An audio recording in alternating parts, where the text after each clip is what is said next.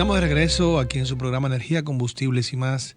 Y estamos hablando con Miguel Andújar sobre el mundo bursátil, sobre las bolsas de valores. Antes de la pausa, le habíamos hecho la pregunta sobre el tema de los brokers, los intermediarios, que son tan famosos, tan admirados, tan odiados. Una interrogante son en su generalidad. Coméntanos, por favor, Miguel, al respecto. Sí, Luis, como decía Ignacio, el broker ha sido una figura que se ha creado, diría, hasta un mito del broker. Y se crea esa imagen de que todo broker es millonario y todo broker, vamos a decirlo como es, da la impresión de dinero mal habido. Sin embargo, ha habido deslices, ha habido excesos, como en toda industria.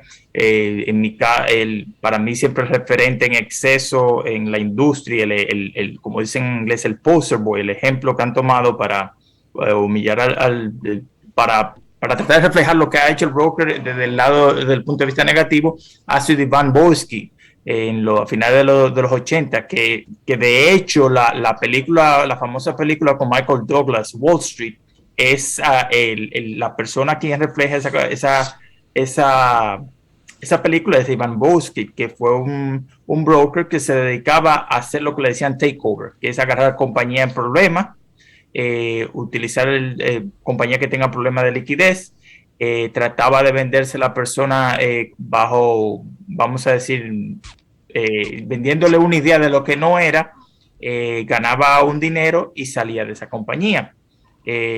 Entonces, creo que él cumplió como 2 o 3 años de prisión, después fue prisión domiciliaria.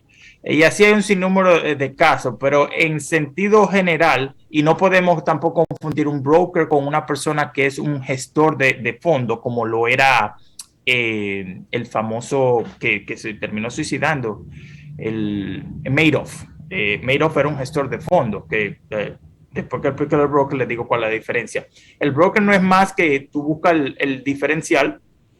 Tú eres lo mismo que uno hace en bienes raíces. Tú eres la persona que busca, una persona que quiere vender su casa y una persona que quiere vender. La persona que quiere vender está dispuesta a comprar, venderle en, vamos a decir, 2 millones de pesos. Yo quiero comprar la casa en 1.5 millones. Entonces yo busco un término medio. Ese término medio y le busco un diferencial, ese diferencial el broker se lo gana y gana una comisión.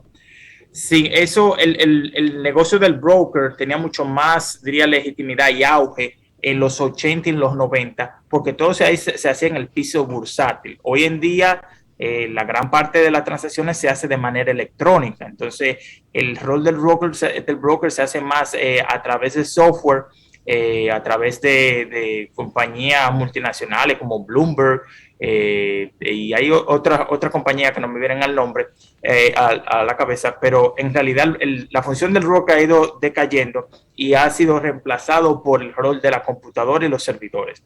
Inclusive, yo tengo un compañero, el padrino de uno de mis hijos, él trabaja en el área de tecnología y me contaba que una compañía le pagó a su compañía, valga la redundancia, para que instalara servidores lo más cerca posible a la bolsa de valores de la ciudad de Nueva York, para ello tratar de ganar el diferencial de no sé qué cantidad de milisegundos en una transacción de un comprador y un vendedor. Wow. Porque mientras más cerca tú estás con fibra óptica de los servidores de la bolsa de valores, mucho más rápido tú tienes acceso al precio en milisegundos. Entonces, ese en realidad ha sido el rol de un broker que ha sido reemplazado poco a poco por las computadoras.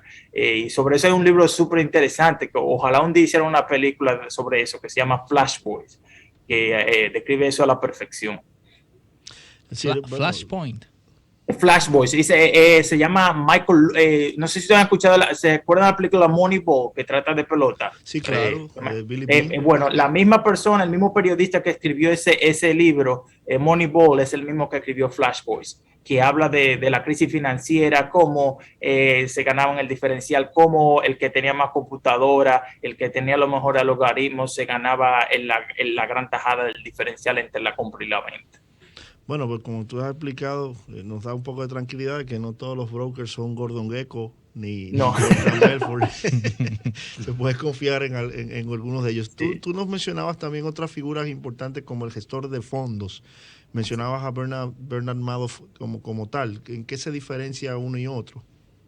Exacto, sí, escúchame que se me olvidó de esa parte. El gestor de fondos no es más que en inglés le dicen como el hedge fund, maneja fondos. Vamos a poner un ejemplo, vamos a utilizar nosotros como ejemplo. Luis Ramón Ignacio, ustedes tienen, vamos a decir, 10,000 pesos debajo del colchón y ustedes quieren invertirlo porque la inflación este año vamos a decir que fue de un 7%. Bueno, dinero sentado, inflación de 7, quiere decir que tú perdiste un 7% de valor adquisitivo de tu dinero. Y no es nada descabellado, tú siempre vas a tener una inflación gradual de 2-3%. Este año fue un poquito más alta, pero ya es otro tema. Entonces, ¿qué tú dices? Mira, Miguel, yo necesito invertir ese dinero. Entonces, tú vas donde el gestor de fondos. Obviamente, cuando hablamos de gestor de fondos es en cantidades mucho más grandes. Y dice, yo quiero invertir ese dinero. Yo como gestor de fondo no te garantizo, pero mi modelo matemático dice que yo te puedo dar entre un 10 y un 15% de retorno al año.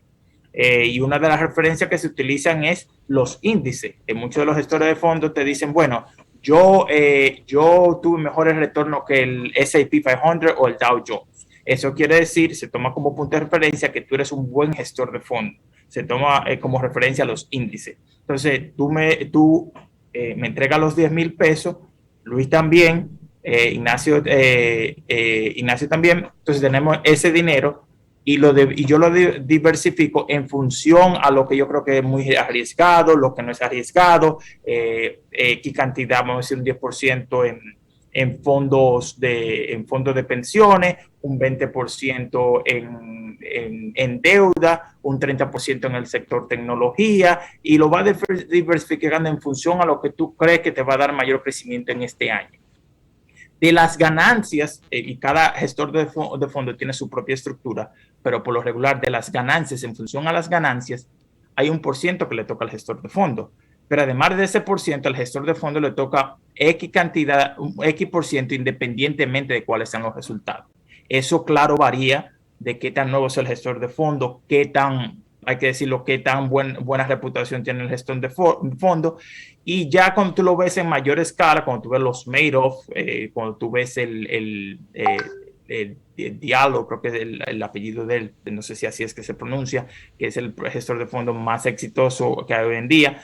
Esas personas no tratan de persona a persona, esas personas tratan de, por ejemplo, el sindicato de policía. El sindicato de policía quiere tomar X cantidad del dinero de pensión para invertir en la bolsa de valores porque quiere X cantidad de retorno.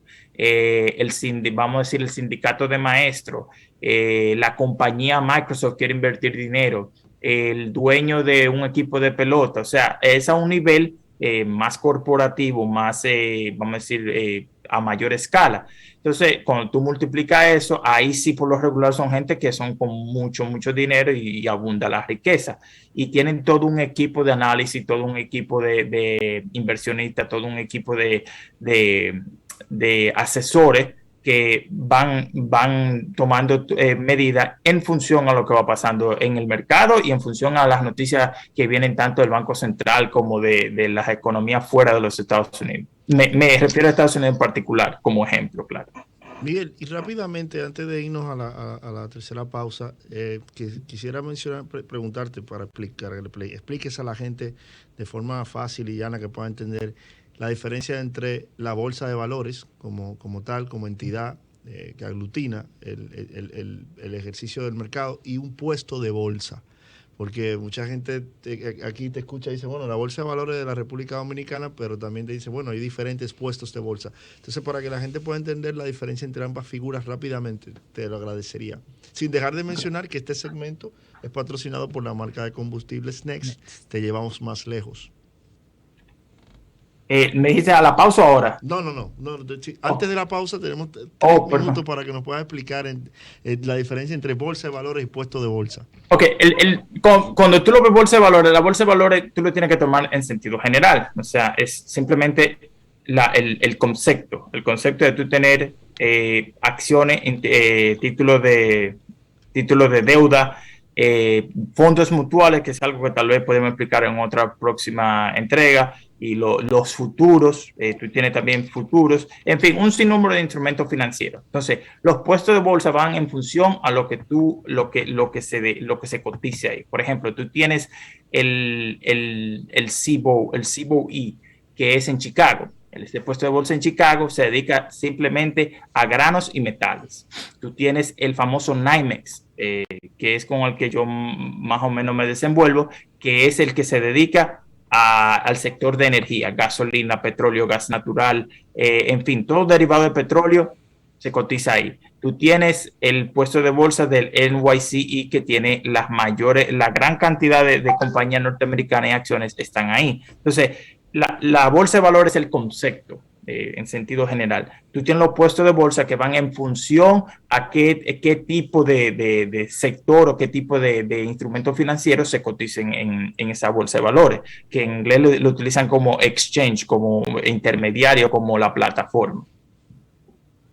Bueno, excelente, me parece una explicación muy didáctica. Y ya que estamos hablando de puestos de bolsa y de bolsa de valores, sería bueno que luego de la pausa, Miguel, rápidamente podamos ver cómo está ahora mismo el mercado bursátil a nivel global.